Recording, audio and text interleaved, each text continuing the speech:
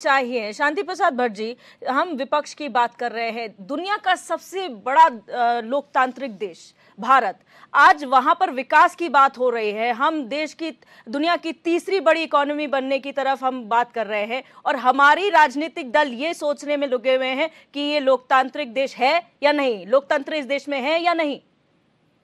दिव्या, बहुत सही सवाल किया है। मैं थोड़ा सा पीछे पृष्ठभूमि में चला जाऊंगा, तब जाकर जो बात बोली जाएगी इस डिबेट में उसका सही सार्थक अर्थ निकल कर आएगा। मैंने दिव्या वो दौर भी देखा है देखा है कि चुनाव के परिणाम के बाद विपक्षी को बगल में बैठाकर प्रत्याशी बोलता था, लोकतंत्र में जीत हार होती है, जो भी काम होगा मिलकर होगा, क्षेत्र का विकास हमारा लक्ष्य है, मुझे जनता ने जिम्मेदारी दी है, मैं सबको साथ लेकर चलूंगा।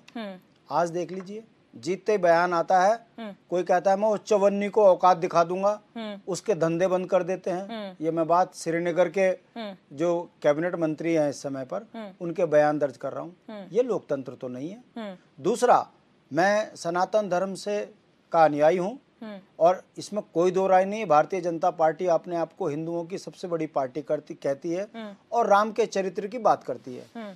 मैं पूछना चाहता हूँ, जब विपक्षी हमसे कहता है कि तुम्हारे राम का ऐसा चरित्र है, तब हमसे जवाब नहीं बनता। हमें बोलना पड़ता है कि ये ढोंगी है, ये राम को बेच खाए। और जब अखबारों के माध्यम से, चैनलों के माध्यम से बड़े बड़े संतों को मैं सुनता हूँ कि ये इन ढोंगियों ने तो हमारा भी अनदेखी कर दी, ऐसे लोगों को उत्तराखंड से, देश से बाहर करो, तब मुझे दुख होता है। मेरा कहने का मतलब है, ये उस राम को बेच खाए जिस राम ने पीड़ित शोषित लोगों को जो है आगे लेकर एक संदेश दिया कि मुझे अगर लंका में विजय प्राप्त हुई तो गिलहरी की भी जरूरत थी, तो मुझे बानरों की भी जरूरत थी, मुझे सबरी की भी जरूरत थी। ये हम कौन सा संदेश लोकतंत्र में दे रहे हैं? सत्ताएं आएंगी जाएंगी।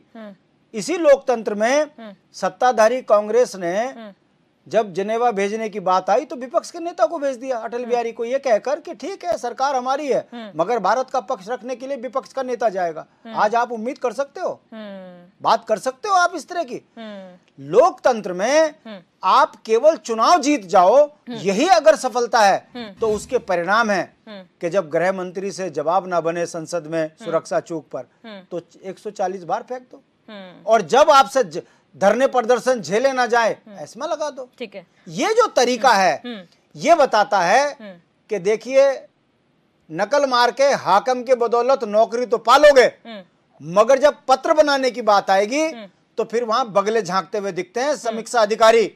उत्तराखंड में एसडीएम काम करने के नाम पर चोर बाजारी के अलावा उत्तराखंड में कुछ नहीं हो रहा है। ये संदेश है कि अगर आप काबिल नहीं हो तो आपको सांसद बना दो, तो आप बंगालियों की जरूर बात करोगे, पहाड़ियों की नहीं करोगे। ये जो चरित्र है ये बताता है कि कहीं ना कहीं भारतीय जनता पार्टी लोकतंत्र की तासीर को नहीं समझ पा रही है, वो जीत को ही सब कुछ समझ रही है। और धीरे धीरे जो आक्रोश जनता में उत्पन्न हो रहा है, यदि कहीं भारतीय जनता पार्टी की केंद्र से सरकार हटी तो मैं आज चुनौती के साथ कह रहा हूं, इनके कई सांसद देश छोड़ के भाग जाएंगे।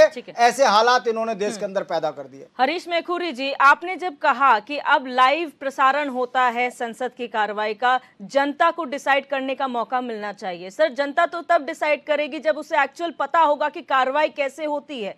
अगर हमारे सांसदों को ही अभी तक ज्ञान नहीं हुआ है, जो अमर्यादित भाषा का इस्तेमाल करते हैं या पद की गरिमा नहीं रख पाते हैं, या इस तरीके से कार्रवाई में विघ्न अगर डलता है, चाहे वो सत्ता पक्ष हो या विपक्ष, तो जनता से आप उम्मीद करते